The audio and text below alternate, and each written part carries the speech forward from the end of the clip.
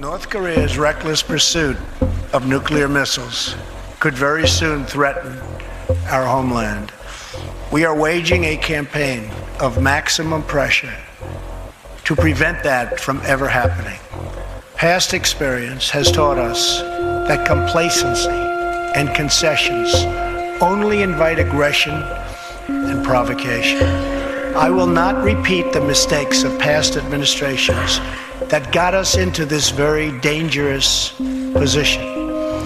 We need only look at the depraved character of the North Korean regime to understand the nature of the nuclear threat it could pose to America and to our allies.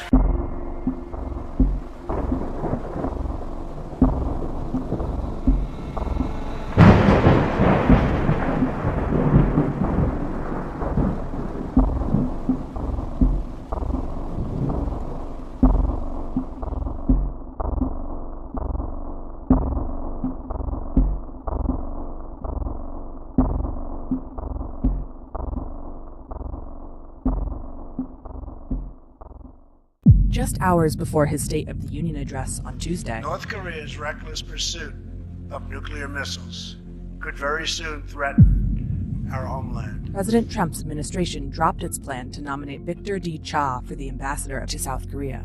Cha had a fallout with the administration over a plan to carry out a preventive military strike against North Korea. He's against what he called a bloody nose strategy in a Washington Post op-ed. He argues the administration is pushing for it. As part of a reoccurring annual military exercise, the US and South Korea conducted drills that simulated strikes on North Korean nuclear and missile testing sites. And the US military itself has been quietly prepping for a last resort war with North Korea. The idea behind the bloody nose strategy is to use military force against North Korea, but not so destructive that it would trigger a retaliatory strike. The most obvious target would be a nuclear site, but many of North Korea's missile building sites are unknown, and others are buried too deep underground to reach. Proponents argue that an early, limited strike could make North Korea think twice about continuing its nuclear program. On the other hand, it could be that floating an airstrike, combined with saber-rattling rhetoric, is just an elaborate psychological operation designed to get inside Kim Jong-un's head.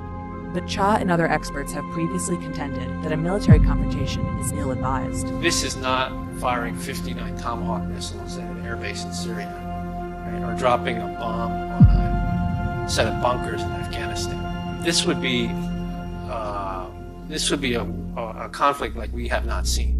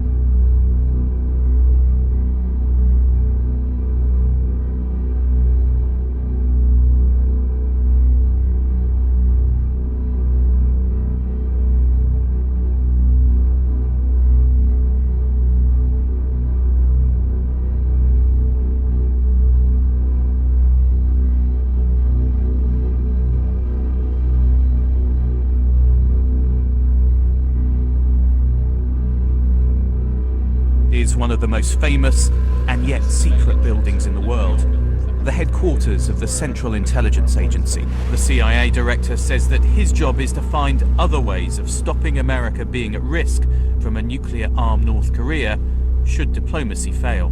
Are there options that are available, do you think, that are short of all-out war? Because a lot of people think that that option would cause massive destruction and loss of life. Well, they're right about that. There is a set of military tasks that might have to be undertaken, and they would, in fact, cause enormous damage. And our president and our senior leaders are very mindful of that. But we're going to present the president a range of alternatives, other ways to assist in what the president has said as our policy. Do you think it's possible to remove the ability of Kim Jong-un to fire those missiles, to either take him out or to take out the ability to launch missiles? Many things are possible. And how much time do you think there is? Because in the past, I think people have talked about it being an imminent threat. We talk about him having the ability to deliver a nuclear weapon to the United States in a matter of a handful of months. Stopping attacks and stealing secrets is the CIA's mission. The stars on this wall mark those who died carrying it out. The way in which the agency has gone about its work has always reflected the president it serves, and Donald Trump's CIA under Mike Pompeo will be an agency that won't hold back, wherever that might take it.